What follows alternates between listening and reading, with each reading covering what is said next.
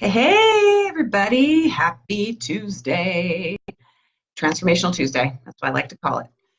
Um, so, habits, right? So interesting because, and I've heard this too my whole life, 21 days to create a good habit. So, we've been told for a very long time that 21 days is the magic number, right? Where do we hear that anyway? Well, it actually started in the 1950s with a plastic surgeon, Maxwell Maltz. And he noticed a strong pattern with his patients and himself that it was taking approximately 21 days to adjust to a new situation. He even wrote a book about it that was incredibly successful. So, this is where the problem really started. So, in the decades to follow, Maltz's work influenced nearly every self help professional from Zig Ziglar to Brian Tracy to Tony Robbins. So, the more people recited his work, it was like a very long game of telephone game, right? Start off with a story, and that story you tell enough people, and the story kind of changes. Excuse me.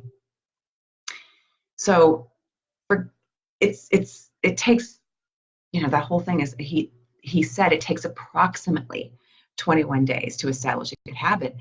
And then because of the telephone game, it became a definitive, it takes 21 days to establish a good habit, which is, that's how society started spreading that common myth that it takes 21 days to form a new habit. It became more of a fact, right?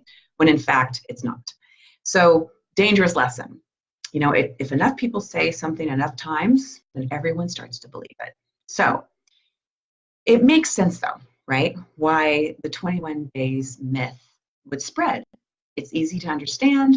The time frame is short enough to be inspiring, but long enough to be believable. And who wouldn't like the idea of changing your life in 3 weeks? That's kind of incredible, right? So what's the real answer? How long does it take to form a habit? And how long does it take to break a bad habit? Is there science to back this up? And what does all of this mean for you and me? I did some research, and on average, it takes 2 months before a new behavior becomes automatic. 66 days to be exact. And how long it takes a new habit to form can widely depend, right, on the behavior, the person, and the circumstances. So again, research shows it takes anywhere from 18 days to 254 days because of the things I just mentioned to form a good habit or habit. So in other words, if you want to set your expectations appropriately, the truth is that the truth is that it will probably take you anywhere from 2 to 8 months to build a new behavior into your life, not 21 days. Now, before you get super bummed about it, there's some light here. So in the research I've done, it actually is very inspiring. So the first thing is there is no reason to get down on yourself if you try something new for a few weeks and it doesn't become a habit. Take a deep breath. It's supposed to take longer. There is no need to judge yourself if you can't master something in 21 short days. Embrace the long, slow walk to greatness and focus on putting in the time, okay? So again, don't beat yourself up, right? It's 21 days and you didn't do it. You're like, oh my God, I'm a failure. No, it's supposed to take longer than that, okay? Second, now all you perfectionists, I hope you're sitting down. You don't have to be perfect. Making a mistake once or twice has no measurable impact on your long-term habits, okay? So this is why you should treat failure almost like a scientist. Give yourself permission to make mistakes and develop strategies for getting back on track quickly. Now, this is an interesting one because in my past life, when I had personal training clients, and in my life now as a coach and a speaker, why we set ourselves up for failure is because I failed at 21 days, I give up, right? No, it's part of the process. Embrace it. You fall a couple of times, that's okay. You get back up, learn, and understand what that's about, then move forward, okay? The third one is really embracing the longer timelines can help us realize that the habits are a process, not an event. So all of the 21 days hype can make it really easy to think, oh, I'll just do this and it'll be done, right? I'll lose 10 pounds in 21 days, then I'll be done, right? But habits never work that way. You have to embrace the process. So you're not working hard to establish a new goal to stop the goal after 21 days, right? Of course not. So understanding this from the very beginning makes it easier to manage your expectations and commit to making small, incremental improvements rather than pressuring yourself. We do this all the time. Pressure yourself into thinking that you have to do it all at once. You do not have to do it all at once, right?